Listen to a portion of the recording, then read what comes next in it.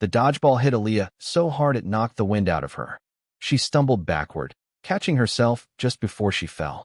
Laughter erupted across the gym. Loud, cruel, echoing off the walls like a chorus of mockery. "Oops," said a voice dripping with fake innocence. "Didn't see you there, new girl." Aaliyah looked up, clutching her side. Brittany Chandler. Blonde ponytail, perfectly manicured nails, Crestview's cheer captain, and self-proclaimed queen of the junior class. She stood smirking, surrounded by her clique, cheerleaders, all dressed in matching school gym shorts and smug expressions. Aaliyah narrowed her eyes, but said nothing. It was her third day at Crestview High. Her family had just moved here, again, thanks to her dad's latest deployment. She'd lost count of how many schools she'd transferred to. But this time, she'd promised herself she wouldn't blend into the background. She wanted to join cheer. Not just because she was good at it, flips, jumps, the whole routine, but because she wanted a piece of normal. But apparently, Brittany and her Barbie squad didn't take kindly to outsiders. Especially not black outsiders. Especially not confident ones. Brittany stepped closer. "I saw your tryouts," she said mockingly, loud enough for the gym to hear. "Real, energetic. But cheerleading's not really for your type." Aaliyah stood straight. "You mean athletic? Disciplined? Focused?" Brittany's smile faltered for a split second. "I mean, girls who don't understand how things work around here." "Oh, I understand perfectly," Aaliyah replied coolly. "You're threatened." The crowd around them gasped. Even Coach Ramirez raised an eyebrow from the corner of the gym, but he didn't intervene. Brittany's smirk returned. "Threatened? By you?" Aaliyah didn't reply. Instead, she picked up the dodgeball slowly, turning it in her hands. "Let me show you something," she said. Then, without warning, she launched the ball across the gym. Thwack! It landed squarely in Brittany's stomach, knocking the wind out of her. The gym fell into stunned silence. Brittany bent over, coughing, trying to catch her breath. "You were saying?" Aaliyah asked, her voice calm as ever. She turned and walked away, her curls bouncing with every step, leaving the queen bee gasping behind her. But even as the other students whispered and giggled behind their hands, Aaliyah knew what she'd just done. She didn't win. She'd started a war. Because girls like Brittany didn't take embarrassment lightly. And in a school like Crestview, being different was enough to make you a target. Being bold? That made you dangerous.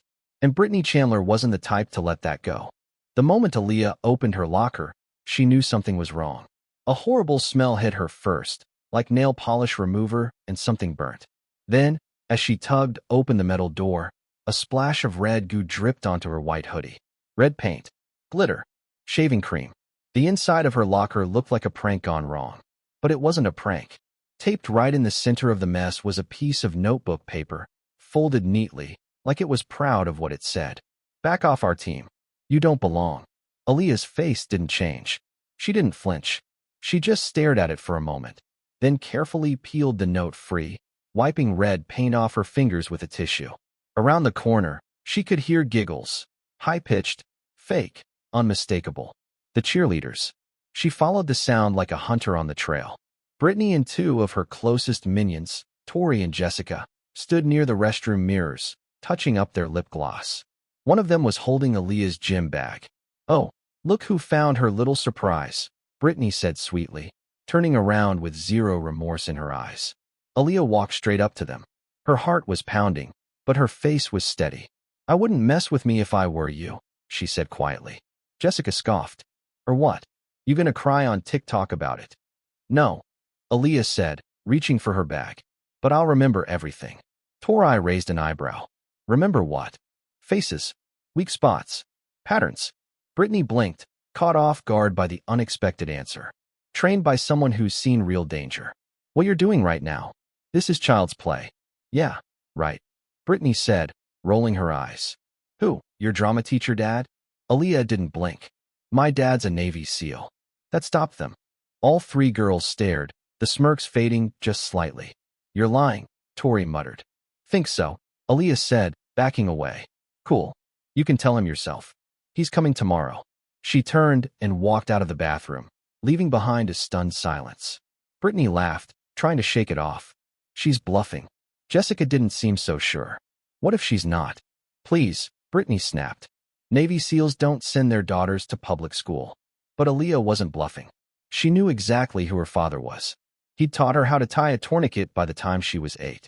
He taught her how to take a punch, how to hold her ground, how to stand tall even when it would have been easier to run. And tomorrow, he was coming to meet the principal. Not because Aaliyah needed saving, but because he always kept his promises. And he'd promised her, if they ever come for you, I'll be there.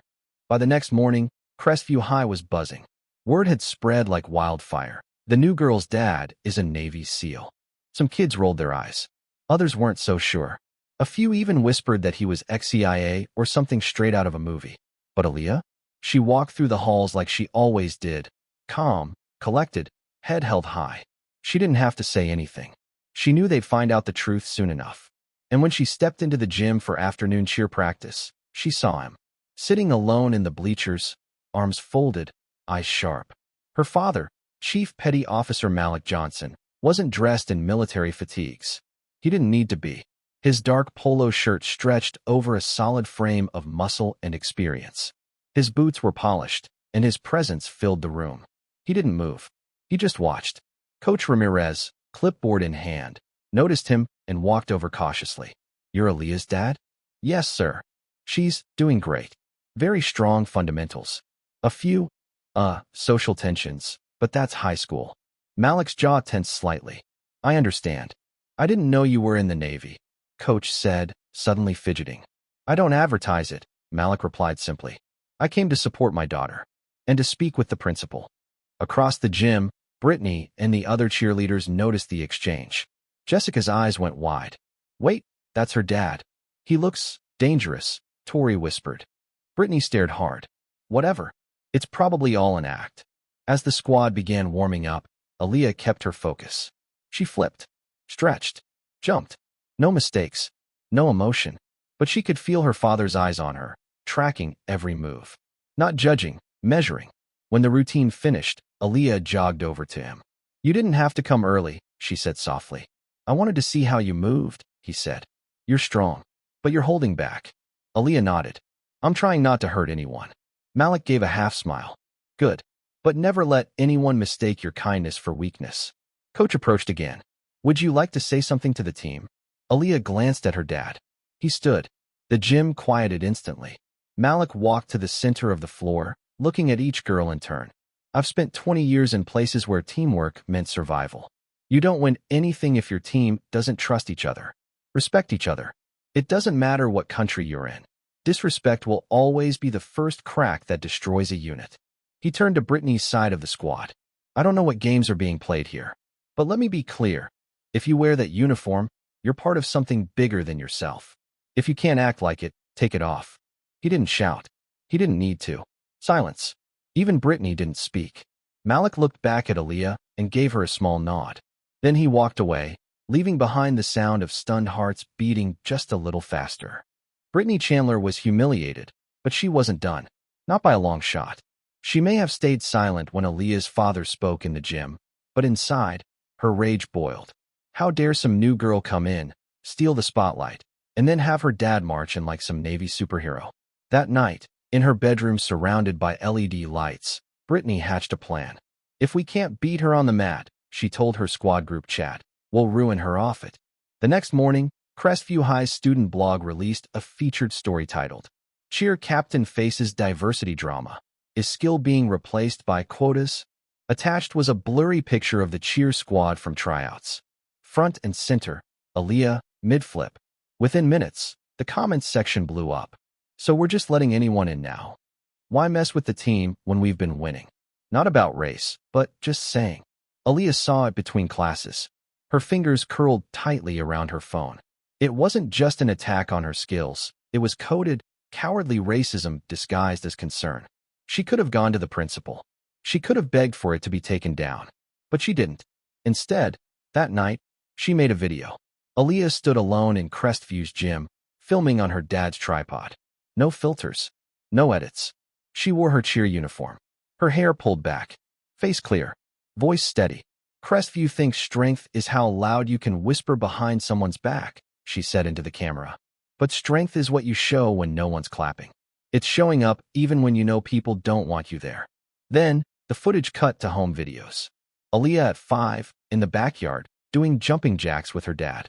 At 10, sprinting next to him, wearing a backpack filled with bricks, laughing. At 12, doing push-ups in the driveway at sunrise. Her dad behind her, counting. At 14, executing perfect flips on the beach. Her dad watching proudly. Her voice came in again. My father taught me to earn my place. Not demand it. Not lie for it. Earn it. And I earned my spot here. The final frame was her, hands on hips, staring into the lens. I don't need to prove I belong. I already do. She posted the video that night. By morning, it had exploded. Over 80,000 views in the first 6 hours. Students reposted it. Teachers played it in class. Even the local news station shared a clip with the headline. Teen cheerleader claps back with power and grace. Britney's smear campaign backfired spectacularly. Worse, when people learned Britney had submitted the student blog post anonymously, they turned on her. Suddenly, Britney's followers unfollowed. Her carefully crafted reputation began to crumble. And Aaliyah? She walked into school like nothing happened, because strength doesn't need to shout. It just shows up. Every single day. By the time spring rolled around, things had shifted. The whispers faded. The look stopped. The mean stares from across the hallway, gone. Even Coach Ramirez changed his tone, going from silent tolerance to open respect. And when tryouts for next year's cheer captain rolled around, something happened that no one expected. Aaliyah was nominated by multiple team members. Even Jessica, one of Britney's former sidekicks, raised her hand during the vote. She's not just good, she said, glancing over at Aaliyah. She's the only one here who acts like a real leader. The vote wasn't even close. Britney didn't bother showing up to the meeting. After the video scandal, her reign as Queen Bee had ended. She tried clinging to TikTok, pushing drama and passive-aggressive storytime posts, but no one was watching anymore. Aaliyah didn't rub it in. She didn't throw it back in anyone's face. That wasn't her style. Instead, she got to work.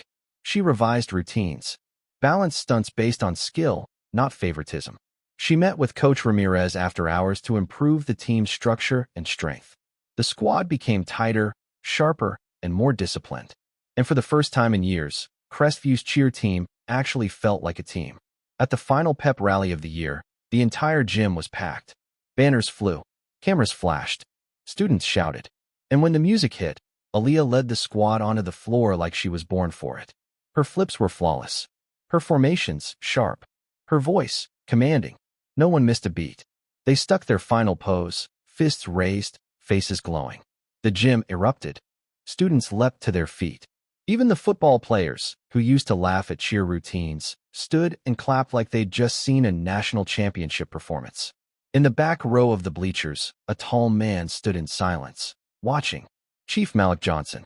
No camera. No uniform. Just pride in his eyes. He gave a subtle nod.